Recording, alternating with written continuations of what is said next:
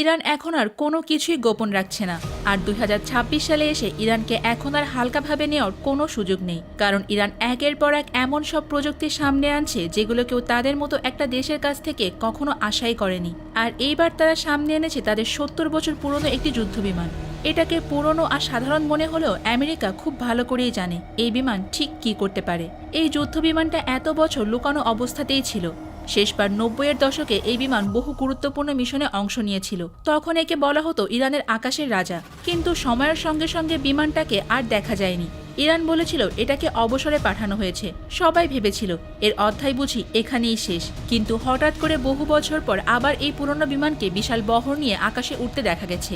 এই খবর ছড়িয়ে পড়তেই তো সবার মনে একটাই প্রশ্ন, কোনো ঘোষণা ছাড়া আবার আগাম সতর্কতা না দিয়ে ইরান হঠাৎ করে কেন এই যুদ্ধবিমান আবারও নামালো? বিশেষজ্ঞরা বলছেন এই বিমানটা এখন আর আগের মতো পুরনো নেই। ইরান তাদের পুরনো যুদ্ধবিমানকে ভেতর থেকে পুরোপুরি বদলে ফেলেছে। বাইরে থেকে দেখতে হয়তো সেই পুরনো জেটের মতোই লাগছে, কিন্তু ভেতরে বসানো হয়েছে আধুনিক রাডার, নতুন ইঞ্জিন আর উন্নত টার্গেট সিস্টেম। সহজ ভাষায় বললে পুরনো শরীরের ভেতরে ঢুকিয়ে দেওয়া হয়েছে নতুন যুগের আধুনিক প্রযুক্তি। ইরান প্রকাশ্যে ঘোষণা দিয়েছে তাদের আকাশ সীমা এখন পুরোপুরি নিরাপদ। কেউ যদি এই সীমা লঙ্ঘন করে তাহলে তাকে কঠিন জবাব দেওয়া হবে।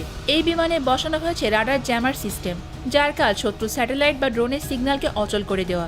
একই সঙ্গে আছে C3 টার্গেট লকিং সিস্টেম, যার মাধ্যমে একসাথে 9টি টার্গেট চিহ্নিত করে আক্রমণ চালানো সম্ভব। আর এখানেই আসে সবচেয়ে গুরুত্বপূর্ণ বিষয়, ইরান এই প্রযুক্তিগুলো একা তৈরি করেনি। এর পেছনে রাশিয়ার বড় ভূমিকা আছে বলে মনে করা হচ্ছে।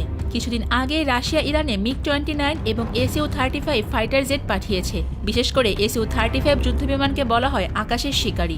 Su-35 যুদ্ধবিমানের সর্বোচ্চ গতি ঘন্টায় প্রায় 2400 কিলোমিটার, অর্থাৎ শব্দের গতি দ্বিগুণেরও বেশি। এতে রয়েছে থ্রাস্ট ভেক্টরিং ইঞ্জিন, যার কারণে এটি আকাশে অসম্ভব রকম কৌশলে দিক পরিবর্তন করতে পারে। শত্রুর মিসাইল লক করলেও মুহূর্তের মধ্যে দিক ঘুরিয়ে পাল্টা আক্রমণ চালাতে সক্ষম এই বিমান। সবচেয়ে ভয়ঙ্কর বিষয় হলো এর ইরবিস-ই রাডার সিস্টেম। এই রাডার একসাথে প্রায় 30টি টার্গেট ট্র্যাক করতে পারে এবং প্রায় 400 কিলোমিটার দূর থেকে শত্রু শনাক্ত করতে সক্ষম। এখন যদি এমন যুদ্ধবিমান ইরানের আকাশে নিয়মিত উঠতে থাকে তাহলে মধ্যপ্রাচ্যে যে কোনো দেশের টেনশনে পড়াটা খুবই স্বাভাবিক। বাস্তবেও সেটাই হচ্ছে। ইসরায়েলের প্রতিরক্ষা মন্ত্রণালয় পর্যন্ত বলেছে ইরান রাশিয়ার এই সামরিক জোট আন্তর্জাতিক আইনের লঙ্ঘন। অনেক বিশেষজ্ঞরা মনে করছেন ইরান তাদের পুরনো যুদ্ধবিমানগুলো রাশিয়ার প্রযুক্তি ব্যবহার করে আপগ্রেড করছে, কারণ এই ইরানি বিমানের ইঞ্জিন আর রাশিয়ার MiG-29 বিমানের ইঞ্জিনের মধ্যে আশ্চর্য রকমভাবে মিল পাওয়া যাচ্ছে। তাই এখন প্রশ্ন উঠেছে, ইরান কি বড় কোনো কিছুর প্রস্তুতি নিচ্ছে? যখন ইরান এই পুরনো যুদ্ধবিমান দিয়ে মহড়া শুরু করেছে তখন সেটা কোনো সাধারণ প্রদর্শনী ছিল না।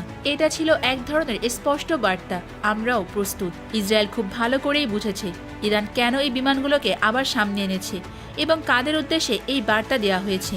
ঠিক এই সময় রাশিয়ার পক্ষ থেকে MiG-29 ও Su-35 যুদ্ধবিমান ইরানে পাঠানো হয়েছে। এই পুরো ঘটনা প্রবাহ দেখার পর ইসরায়েল একের পর এক সংবাদ সম্মেলন করেছে এবং বিষয়টিকে আন্তর্জাতিক আইনের লঙ্ঘন বলেও দাবি করেছে। অনেকে মনে করছেন এখানে বড় একটা কৌশলগত চাল দিয়েছেন রাশিয়ার প্রেসিডেন্ট পুতিন, কারণ ইসরায়েলের হাতে থাকা ফাইটার জেটগুলোর মোকাবেলার জন্যই রাশিয়ার এই যুদ্ধবিমানগুলোই ইরানকে সাহায্য করবে। তাই সবচেয়ে বড় প্রশ্ন এখন একটাই, ইরান আর কি গোপনে রেডি করছে? তাদের হাতে কি আরও এমন যুদ্ধবিমান আছে যেগুলো এখনও প্রকাশ্যে আসেনি? এই যুদ্ধবিমানের মহড়া দেখলেই বোঝা যায় ইরান এখন আর চুপচাপ কাজ করছে না, যেন তারা সোজাসুজি বলছে আমরাও প্রস্তুত। এর আগেও তারা তাদের মিসাইল প্রোগ্রাম উন্নত করে সামনে এনেছে। হয়তো ড্রোন বা যুদ্ধবিমানের প্রযুক্তিতে চলছে বড় আপগ্রেড, তাই সবকিছু এখনও পরিষ্কার নয়। কিন্তু একটা বিষয় নিশ্চিত, সময় হলে ইরান ঠিকই তাদের শত্রু দেশগুলোর সামনে শক্তভাবেই দাঁড়াবে।